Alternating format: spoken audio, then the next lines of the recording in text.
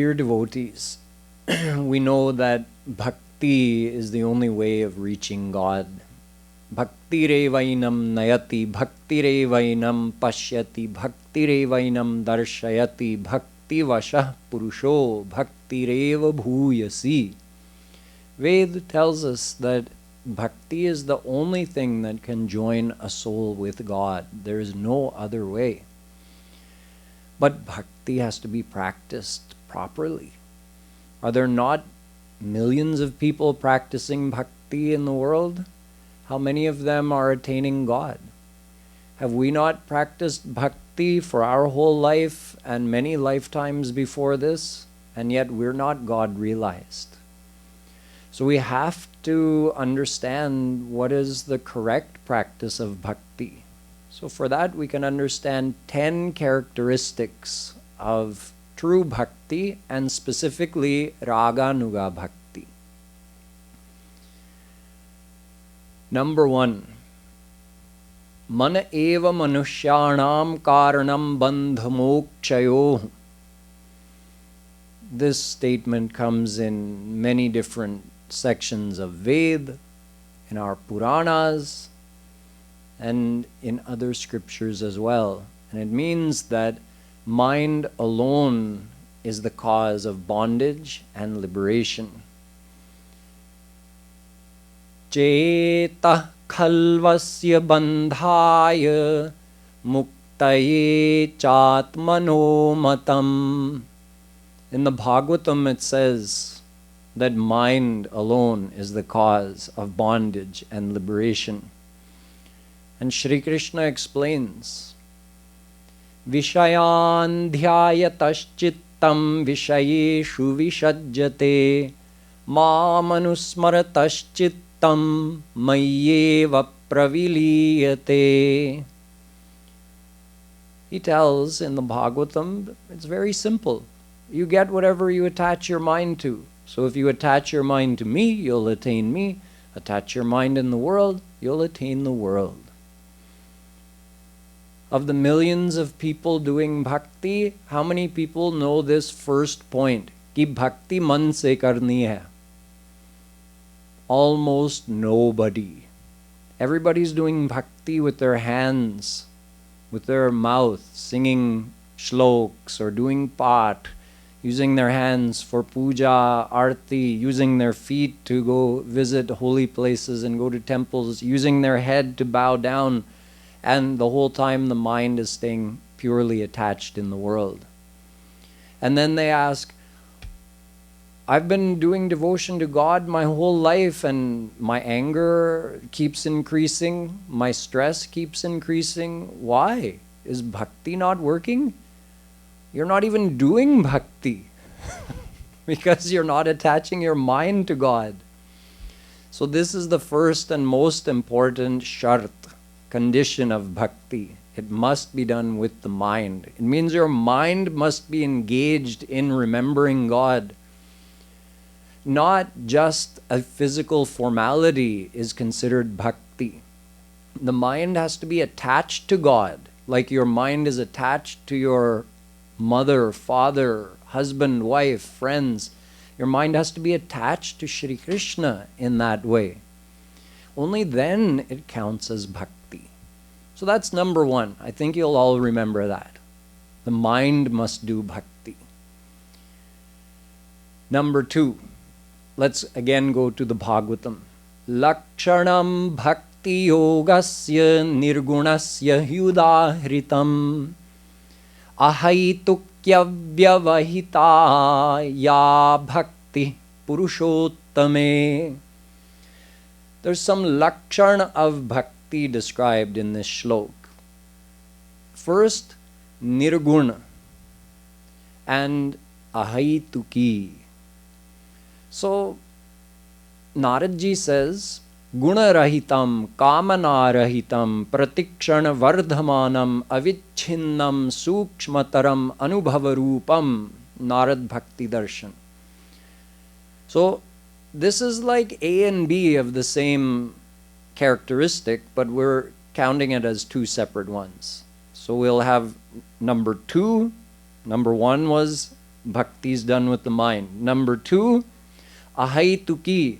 Number 3, niskamta. So here in Bhagavatam, it's stated nirguna, and Naradji says guna rahit. That means not loving the beloved for their qualities.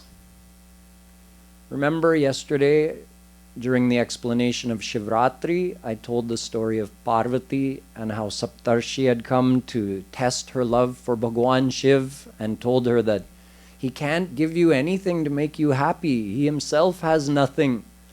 उनका भाग्य इतना खराब है कि ठीक से कपड़े भी नहीं पहन सकते, घर नहीं है उनका. So why would you marry him? And Parvati said, I'm not marrying him for what he can give me. I just love him. That's it. He's mine. This is ahaituki prem. If you have a condition or a reason for your love, then love will never be stable. It will not continue to grow. Because let's say your condition is God always fulfills my every wish. He loves me so much. When I pray to him, he gives me whatever I want. But we all undergo ups and downs in this world. So when we get something we don't like, then we'll think, oh, God is ignoring me. He's not listening to my prayers. So this is why this melds in with number 3, you'll see. So anyway, we shouldn't, even though initially someone might start loving Shri Krishna because saints have said his beauty is uncountable times greater than Kamdev. Okay, we can start there, that's okay. But eventually, we should desire to even transcend that and feel like it doesn't matter how beautiful Shri Krishna is, he alone is mine. So even if he wasn't beautiful, I would love him. Nothing can ever happen to his beauty. He never gets old. Nonetheless, our devotion should be like Bhishma. See, it's not just looks or qualities, but even behavior. Shri Krishna picked up the wheel of the smashed chariot, a big chariot wheel, and he ran towards Bhishma Pitamaha to kill him. Bhishma Pitamaha's reaction was not, what? My Ishtadev is turned against me? He's coming to kill me? How can this be? No, he said, oh, look at this jhanki of my beloved Krishna. His teeth are gritted together. His brow is furrowed. His eyes are red.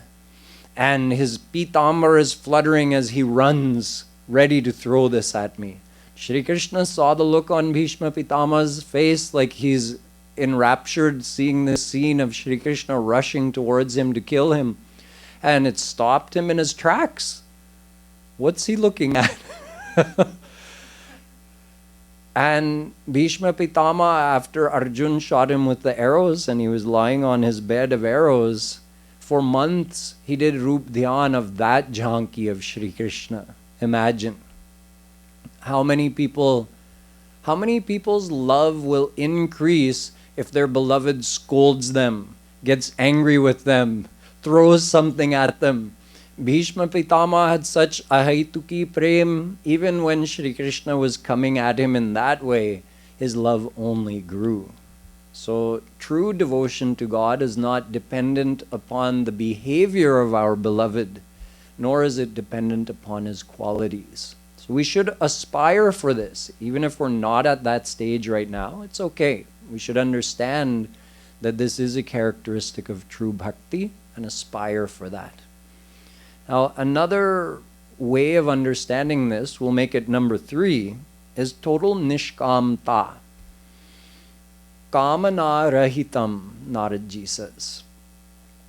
Rup Goswami says, Anyabhilashita shunyam gyan karmadhyanavritam anukulyena krishnanushilanam bhaktiruttama. He's also telling characteristics of devotion. So he says, Anya abhilasha shunyam. No other desire but the desire to serve Shri Krishna for his happiness.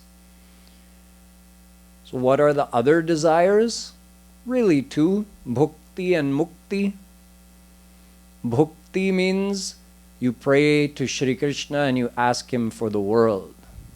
Totally varjit in bhakti. No asking him for the world. That is not devotion at all. No asking for help with health, wealth, job, family, sickness, boss, job, stress. All these things we ask him for, they're all our doing. We can do it or undo it. Or it's our prarabdha and we suffer it accordingly. It has nothing to do with God's grace. It's merely our own actions and the consequences of those actions that bring all of our worldly situations to bear. We did the actions, we have to undergo the results, good or bad.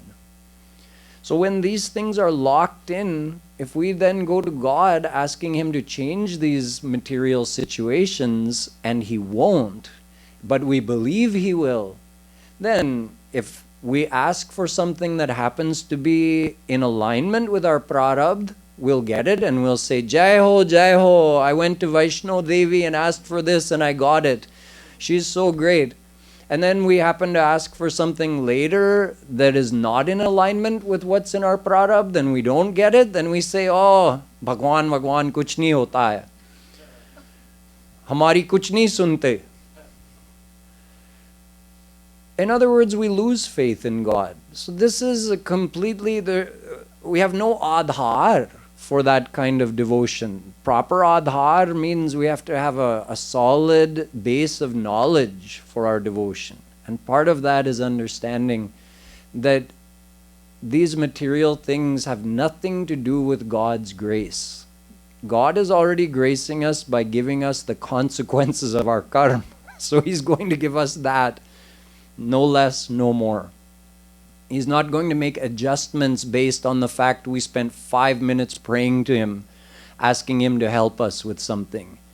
Or we did 1,000 rounds of jap as some kind of payment. Like, I'll do 1,000 rounds and you give me this, okay? Is he really that easy to buy off? In fact, he's even easier. All we have to do is surrender our mind, right? But we don't do that, and instead we try to buy him with these physical things. So part of it is never ask for bhakti. Never ask God for any worldly thing. Don't even ask him to help you if you're standing on death's doorstep. Say, death, let death come and take me. I'm not asking Shri Krishna for anything. Above and beyond this is mukti. If people don't ask for the world, then they're asking for liberation. But this is also a selfish desire. Although it's not asking for the world, it's saying, I don't want this suffering. I don't want to be born in this world anymore. Free me from this.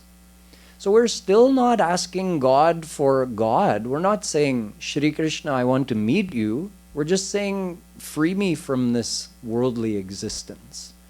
This is also a selfish desire. The one who asks for bhakti or mukti does not receive the best thing, which is prem. So we have to understand the goal is to receive Shri Krishna's divine vision, to get a divine body, divine senses, divine mind, and be able to see him and experience the divine bliss with all 5 of our senses. We'll receive his prem, his divine love. Sara, you should also be taking notes. Come and sit. No talking.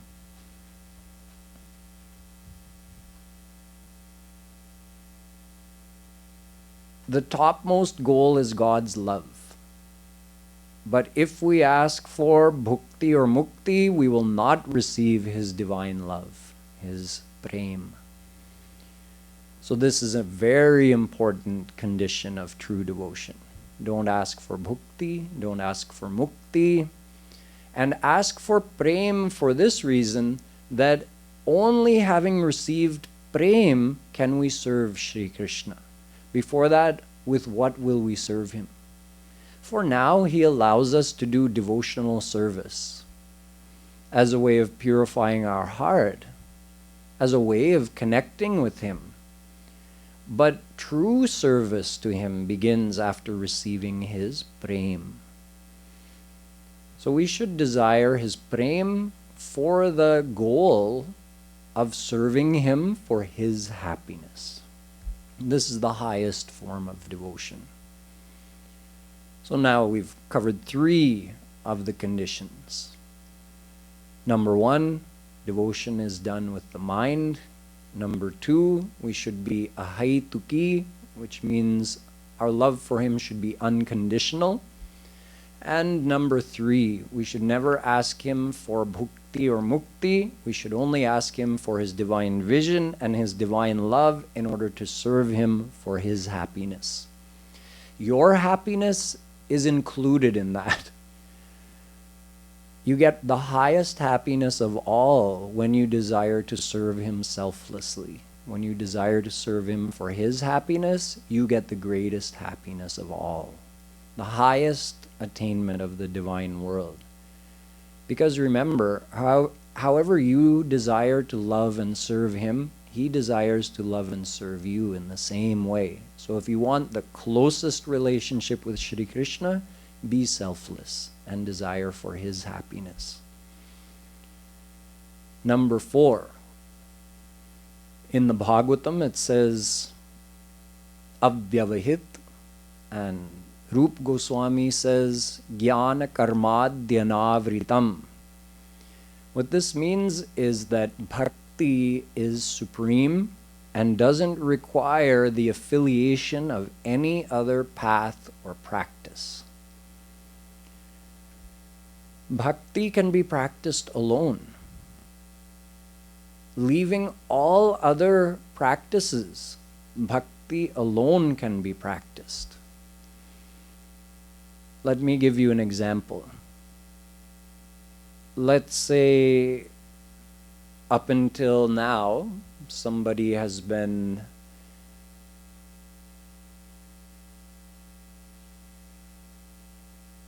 following the rules of, and keep in mind I'm telling you about raganuga bhakti. So let's say someone has been following the rules, the karma kand of the Vedas while doing devotion to God. This is called vaidhi bhakti. So a lot of rules like how to dress and how to sit, facing what direction, what mantra to say, in what order, do pranayam. It's like a very regulated way of doing devotion. But raganuga bhakti is free from all of these limitations or regulations of Vedas. In raganuga bhakti we say, all you have to do is remember God. If your mind is in God, you've already accomplished the goal of having all of these regulations in place. So you're not bound by those. In Raganuga Bhakti, the question is your love for Shri Krishna increasing? Don't forget him. Always keep your mind in him. This is Raganuga Bhakti, and this devotion is supreme. This alone unites a soul with God. So what I mean to say is, if someone is practicing Raganuga Bhakti, they can abandon the restrictions of all other paths. You can do Raganuga Bhakti any time of the day, any place, sitting in any position. That doesn't mean to abandon common sense. What I mean by that is, obviously it's helpful to have a routine and practice your devotion according to some kind of schedule so that you get in the habit of doing it every day. And obviously it makes sense to sit alertly when you're doing devotion so you don't fall asleep. And it makes sense to do devotion in a place where you're not going to be disturbed. But what I mean is, there's no hard and fast rule. Like, you have to be sitting in this type of place. It has to be at this time of day. None of those rules apply. Although you may do some yoga asanas or pranayam for health, that is not supplementing bhakti. That's good. If it's good for your health, it's good for your mind, and that's good for your devotion. But bhakti is not dependent on that. That's what it means. That is dependent on bhakti. The bhakti is the main thing. Bhakti ke upar kuch nahi havi hona chahiye. So the rules of Vaidhi bhakti do not overpower raganuga bhakti. Raganuga bhakti is first. All these other rules, यदि वो हमारी भक्ति के अनुकूल हैं तब ठीक है, अनुकूल नहीं है तो छोड़ो. That's what Shri Krishna means by sarva dharman parityajya mamekam sharanam vraj. Leave all the other practices and just come to me. It means just attach your mind to me, leaving everything else. So the one on the path of devotion understands the supremacy of devotion. That devotion is first and foremost. Nothing else decides devotion. If it's helping your devotion, you can add it in. You can adopt it. You can continue to do it. If it becomes an obstacle in your devotion, abandon it. Just like, okay, I have to do this many rounds on jap beads. And someone says, but when I count, it distracts me from doing roopdhyan. It distracts me from absorbing my mind in thinking of Radha Krishna. So if I abandon this practice of jap, which is told in various scriptures, so is that bad? No, it's not bad. वो भक्ति में बाधा हो गया, छोड़ो उसको, त्याग कर दो. This is what I mean by bhakti is supreme and independent. Other practices, like maybe at certain times you may have to, for social reasons, observe certain Vedic rituals, like on the death of a family member, for instance. You're not bound to. If you're doing raganuga bhakti, you're free from all of those practices. But you might do it because if I don't, my family, my friends are going to think I'm being disrespectful to the one who's passed away. So you do it to maintain harmony in the family so that those things don't become obstacles for you. But it's not required for the one practicing raganuga bhakti. So there's no interference of yoga, gyan or karm in the path of bhakti. If you're doing raganuga bhakti, those are all subservient. If there's something you add in because it's favorable to your devotion, great. But there's no compulsion to adopt any of the practices of karma, yoga, or gyan. So that was the fourth condition. Can we review? What was the first one? Okay, second one? Or third one? Okay, and fourth one? Bhakti is independent. Swatantra. Okay, the next one. In the path of raganuga bhakti, we do not love God. Yeah, that's the simplest way to say it. Why not? Because you can't love God. God is so great. He is supreme. Would a beggar ever dream of marrying a prince or a princess? No. The beggar realistically thinks, I'll marry another beggar. Someone who matches with me. Why would the prince or the princess ever look towards me? So there's no real hope of connection for that beggar with such a great personality. Similarly, when Arjun saw Shri Krishna's almighty form on the battlefield, in other words, he showed, I'm God, now see me. Was Arjun thinking, oh, my beloved Krishna? No, वो कांप रहे थे. Hey Bhagwan, galti ho gayi.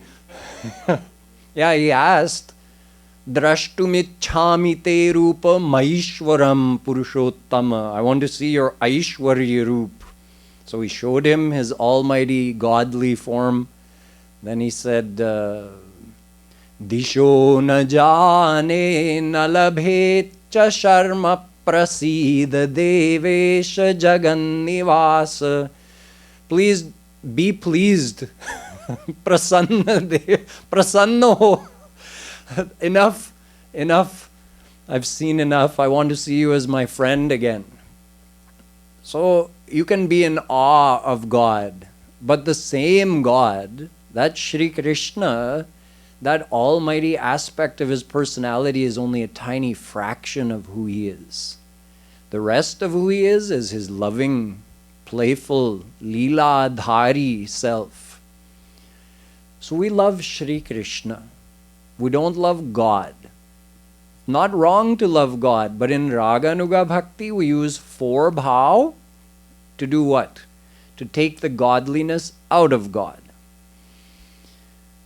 So quickly, because aap log sab samajhdar hain, you know dasya bhav, loving God as a master and I'm his servant. So now he's not just God for you, you're his direct servant. But closer than that is Sakhya Bhav.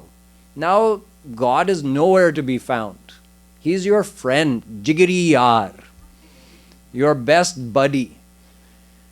Then, okay, honge Bhagwan apne ghar ke, lekin wo mera dost hai. Ye raganuga bhakti hai. This is what sets raganuga bhakti apart from Vaidhi bhakti.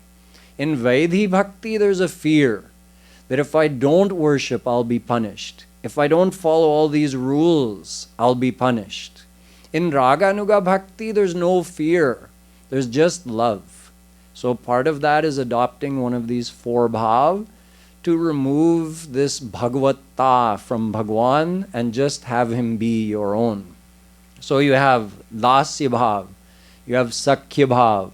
The next one, vatsalya bhav. He's your son.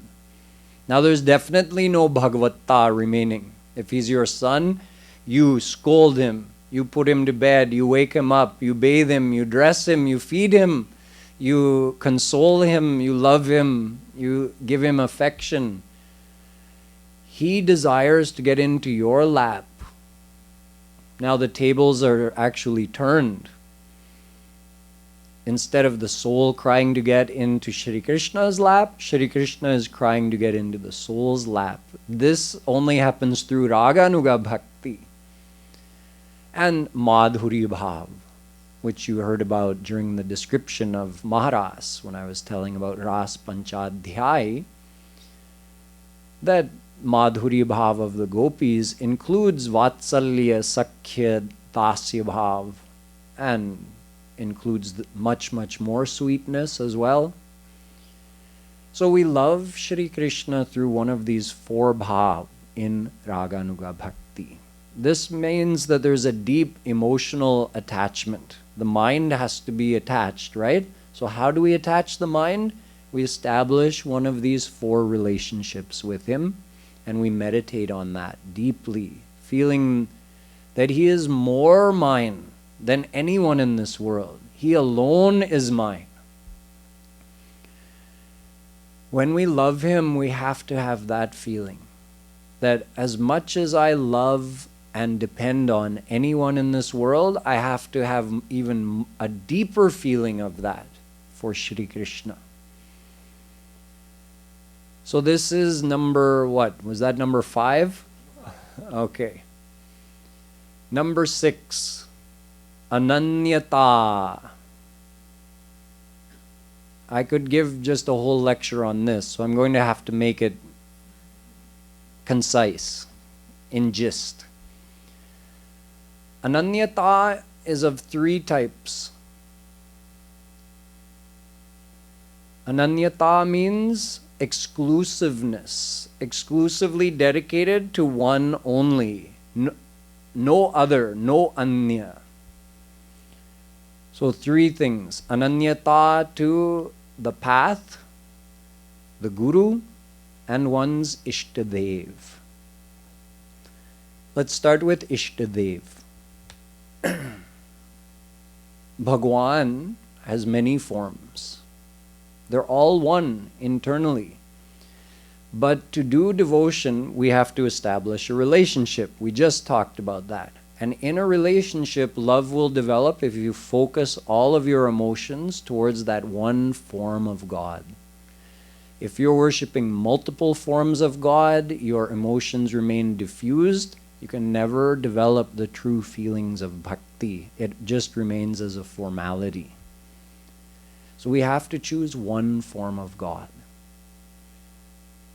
You make that choice based on the relationship you want. Shri Krishna offers the chance to love him with dasya, sakhya, vatsalya, madhurya. So does Bhagwan Ram, without the madhurya bhav option. And all other forms of God allow a 5th bhav, shant bhav, where you're like a subject loving his king, which is much more distant. So you make the choice based on how you would like to relate to God, what relationship you want in the divine world. And when you've made your choice, now don't confuse God. Yeah, he's thinking, okay, this person wants me to come to him in this form. Okay, oh wait, now he's worshipping me in this form. So does he want me to come in that form?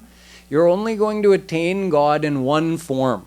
Okay? He's never come to anybody in multiple forms. He comes in one form. Nor did any saint ever teach to worship more than one form of God. Think of the history. Every saint had their ishtadev and they were exclusively devoted to that form of God. We respect all the forms of God, knowing that they are none other. If you're a devotee of Shri Krishna, you know Shivji is Shri Krishna. There's no difference, but you only worship Shri Krishna. See, last night we celebrated Shivratri and we sang all those bhajans made by Kripaluji Maharaj and we were worshipping Bhagwan Shiv, right? Yes. But what were we asking for? De do Krishna Prem. So that's how you maintain your ananyata even when you're worshipping another form or celebrating another form of God. You do full devotion to him and ask him for more bhakti to your ishtadev. So we dedicate ourselves to one form of God. Will other forms of God get annoyed, upset with you, stop gracing you, curse you? If you have that kind of fear, it means you haven't understood yet that God is one. So that means if you stop doing pujan to Bhagwan Shankar on Mondays, because you only have so much time in your day and you use it to do roopdhyan of Shri Krishna instead, now Bhagwan Shankar is going to get upset with you. So that means Bhagwan Shankar is someone else than Shri Krishna. You're worshipping Shri Krishna, it means you're worshipping Bhagwan Shankar in the form of Shri Krishna. You don't have to alag-alag se pujan nahi karna hai. Oh, gyan hai. That's a real lack of understanding to think that we have to worship all the forms of God as if they're separate personalities. It's like if, let's say your husband went away for a business trip and every night you do some kind of pujan to his picture. Well, maybe you're not that traditional anymore. Let's say you did though. करना चाहिए क्या हंसना है करना चाहिए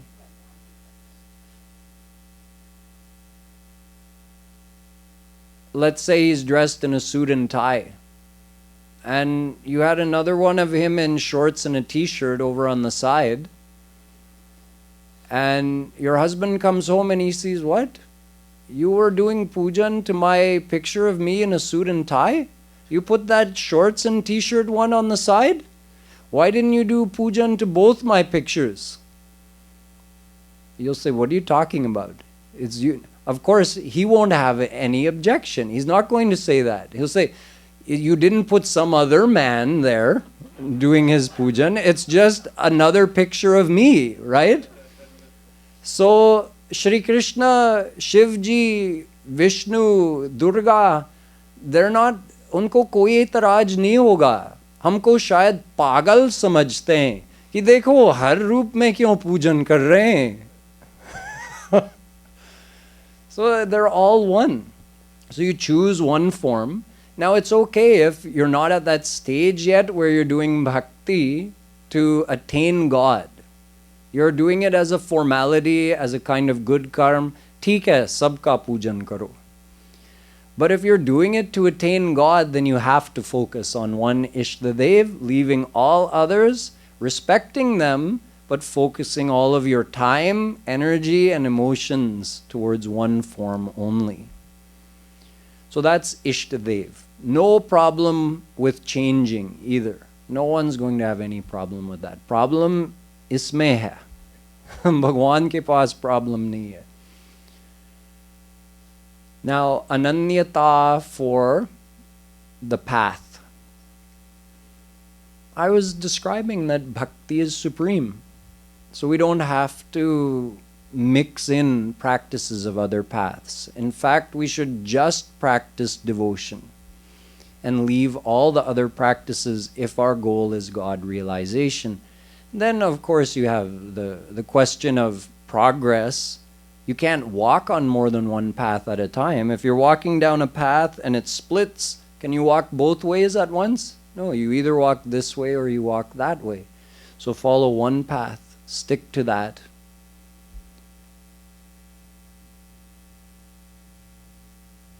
And don't keep changing. Follow one path properly and see what results you get. If you keep digging, you want to find water, you dig a well and you dig down 20 feet, you get no water, so you give up on that hole, you just start another hole, you go down 20 feet, nothing. So again, you dig another hole somewhere else, you go down 10 feet, you hit rock there, you abandon that hole. You keep doing that your whole life, you never get water because the water was at 30 feet depth. You dug for thousands of feet, but you never dug more than 20 feet in one location.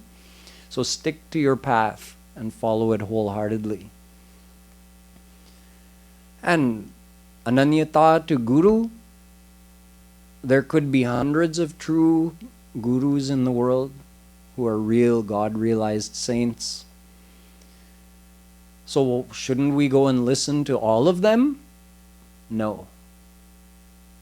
Every saint, number one, will have attained a different form of God. So we'll be teaching devotion to the form of God they're representing. Number two, they're going to explain the philosophy slightly differently. So when you listen to the philosophy explained by different saints, even if they're explaining the same thing and both are correct, but there are going to be differences that will confuse you and you won't be able to reconcile them. You'll get confusions and questions and doubts, and that's going to be an impediment for you on your path. So you want to avoid all of that. Whoever is your guru, listen to him or her. Read what they write, listen to their lectures, follow what they teach. If you want to change gurus, fine. Change gurus. Just like God's forms don't have any kind of jealousy amongst them, saints are also internally one.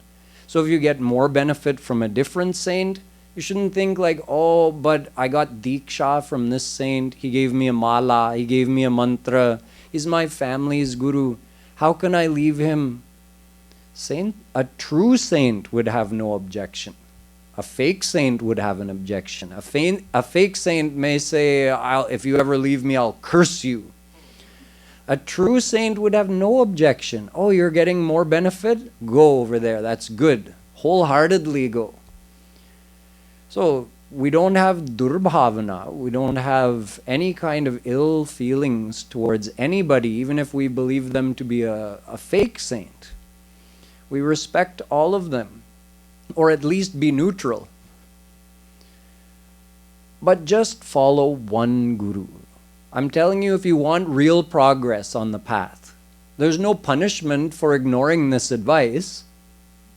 But if you want to really progress quickly on the path, you have to be ananya to your Ishtadev, to the path, and to the Guru who is teaching you, who's showing you this path. And by Guru, I also don't mean just anybody. That Guru has to be a God-realized saint. So in our case, we remain ananya to Jagadguru Shree Kripaluji Maharaj, whether we've met him or we haven't met him. He is the Guru of Radha Madhav Dham, Jagadguru Kripalu Parishat, Radha Govind Dham. So we follow him. We follow his teachings. If you're not at that stage yet, it's okay. But this is for maximum acceleration on the path. If that's what you'd like, then you can keep all of this advice in mind. So ananyata was the 6th. What was the one before that? Okay. Yes, that's right. Bhakti is supreme or independent. And the one before that? No, we missed one. We attach to Bhagwan, we love Bhagwan Krishna, and sense without his godliness. There. We don't love God, right? We have to use one of the 4 bhav to remove his godliness. That in raganuga bhakti, that's what we do. So before that was bhakti is independent. Before that was niskamta. Before that was ahaituki. Before that, mind alone does bhakti. Okay. What's left? Number 7, roopdhyan. We have to do roopdhyan. Roopdhyan is a tool on the path of bhakti. So it has to be employed daily. We have to close our eyes, picture Radha, Krishna, think of their leelas, make up a new leela if we want. Think of them in modern dress, traditional dress. Think of them in their divine world. Think of them in this material world. Doesn't matter as long as we're thinking of them. And we battle with our mind. Mind goes in the world, we bring it back. Mind doesn't feel like doing roopdhyan, we scold our mind. Tell it, you've taken the time out to sit here to do devotion, at least do it properly. Make the effort to do roopdhyan. Maharajji says, pratigya karlo. That when I sit to do devotion, I'm going to do it with full effort. Even if it's hard, make your mind do roopdhyan. Eventually it gets easier the more you practice. But roopdhyan is it's like the engine of the devotional practice. Through practicing roopdhyan, we get more devotional experiences, actually. The real heightened experiences or intense experiences that inspire us, that we're really getting somewhere on the path, and there's so much more that we can get in the future. Those experiences come when we sit and do roopdhyan. Of course, along with kirtan is the recommended way to do it. So roopdhyan has to be practiced every day as a karma sannyasi, leaving all worldly activities, sitting in a quiet place, putting on some kirtan or doing live chanting yourself, and just doing roopdhyan. And while we do roopdhyan, we remember our bhav, madhurya, vatsalya, sakhya, dasya. So that has to be there with the roopdhyan and practice. Number 8, nirantar. Devotion must be constant, which means that we're not only practicing bhakti during that time when we sit and do roopdhyan. Because bhakti is not a formality to be completed. Like, okay, I sat from 6 a.m. to 7 a.m. and I did roopdhyan. Now I'm good until tomorrow morning. some practices are like that, right? Okay, I did yoga, I did 1 hour of asana, I'll do more tomorrow, but now I'm done for the day. I don't do 24 hours a day yoga. Same thing with karma kand. Bas ho gaya sandhya. I said the mantras, I did the rituals, bas ho gaya until next time. Bhakti is not like that. Raganuga bhakti is continuous because it's loving attachment of the mind. Do you love your son or daughter or husband or wife or mother or father according to a pre-timed schedule? That I will love them between these hours and forget about them between these hours? No. When you love someone, they're always in your mind. So Shri Krishna should always be in your mind as well. Even if now we're not at that level, because our mind is actually not that attached to him, so we don't naturally remember him all day long, but we should understand that that is the goal. We have to keep practicing roopdhyan every day until we get to the point where our attachment has grown so deep that he never leaves our mind. We always feel that attachment. We remember our relationship with him and we always feel him near us. We get to that stage if we practice roopdhyan every day. So Shri Maharaj also says, until we get to that stage, just adopt a couple of techniques at certain intervals throughout your day, every 60 minutes or 30 minutes or 15 minutes. Set an alarm on your watch or your phone and stop what you're doing for 5 seconds and remember that Shri Krishna is with you, and then go back to your work. So until we get to that level of natural, unbroken remembrance,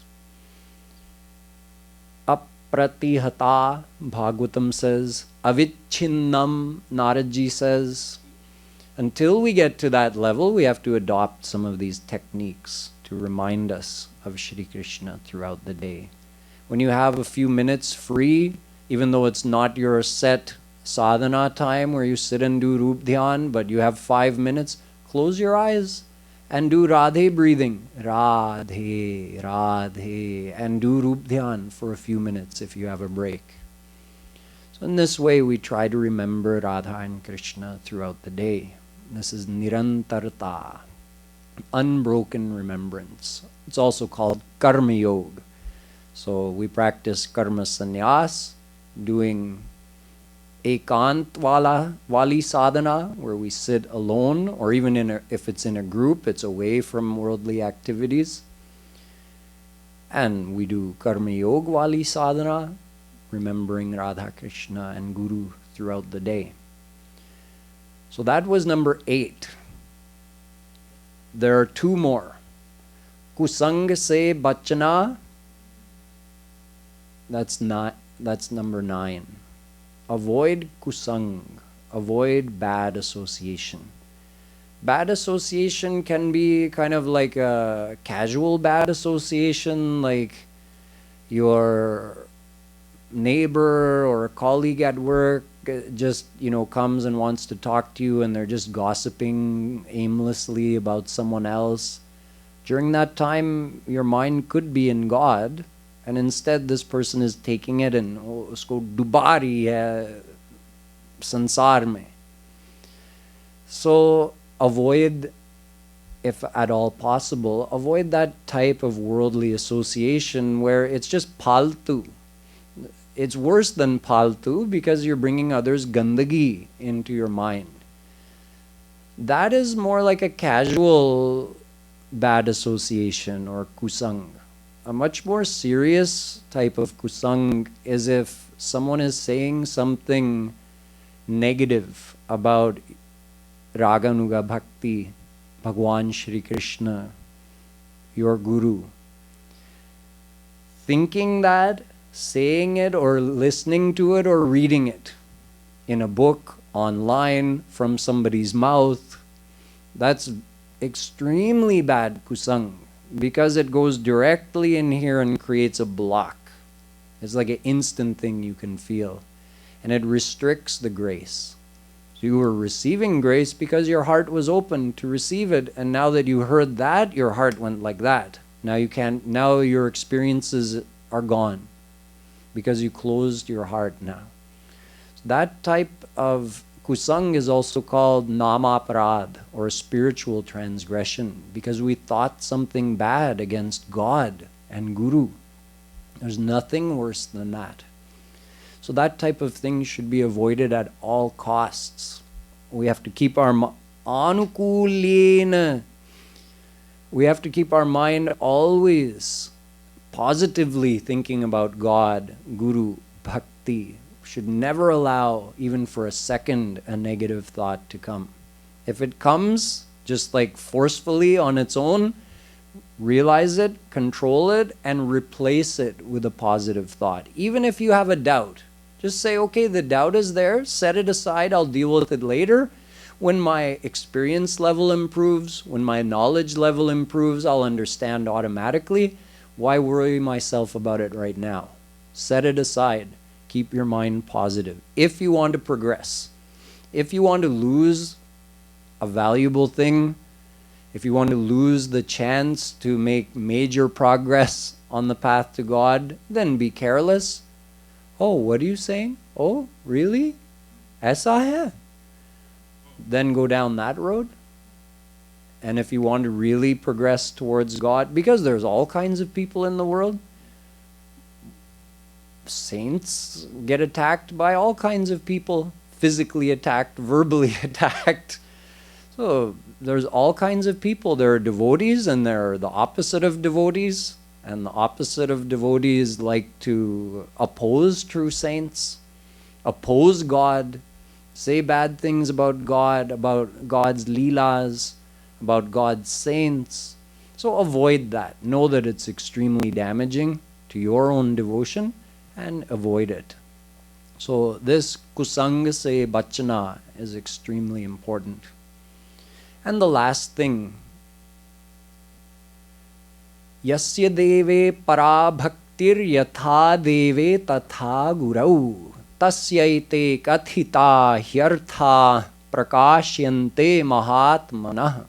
Shvetashvataropanishad says, if you want to attain God in this life, then not only do bhakti to God, but do bhakti to your Guru. Yasya deve tatha gurau. Yatha deve tatha gurau. Exactly the way you worship God, worship your Guru. So I'm again not talking about me. I'm talking about a true Guru, Kripaluji Maharaj. Again, not everybody is at that level. Some of you might be hearing this for the first time. But I'm saying when you get everything aligned, like, oh yes, I want to practice this raganuga bhakti and I want to do madhuri bhav devotion to Radha Krishna and I want to be ananya. There's another piece that might be missing. Even if you have all the knowledge, you're practicing everything correctly. What is it called when you have, you want a chemical reaction and you put all the required ingredients, a catalyst. So if you don't put the catalyst in, the reaction doesn't take place. So there's a catalyst required. That's Guru's grace. You can say Guru Bhakti. The Guru's grace is such an important catalyst that even if we know the process of roopdhyan, and we know all these conditions of bhakti and we're trying to follow it, but in our heart we don't have that Guru Bhakti, the true devotion will not grow in the heart. The Guru is important. Shri Krishna says, Tadvidhi pranipatena pariprashnena sevaya upadekshyanti te jnanam jnaninas tattvadarshina. If you want to know me, you have to come through the Guru. You have to pranipatena, fully surrender to the Guru. The topic of Guru is a whole other week-long session. But, we have this many times hesitation to surrender to a Guru. Yet, in the world, we have no such hesitation. We surrender to our spouse. We surrender to the doctor. We surrender to the mechanic. Wherever there's an expert in a field that we're unfamiliar with, or wherever there's someone who has something we want, like happiness, we surrender. We become sharanagat. We follow whatever the doctor's saying. We set our buddhi aside, or we join our buddhi with the doctor's buddhi. We join our intellect with the mechanic's intellect. Yes, Guruji, whatever you say. And yet, when a true spiritual guide comes, then we feel like running the other way. Oh, I'm supposed to surrender? What? हम लोग नाक रगड़ते हैं पापी संसारी जीवों के आगे और भगवत प्राप्त महापुरुष के आगे शरणागत नहीं हो सकते हैं. This is only because of the impure condition of our heart.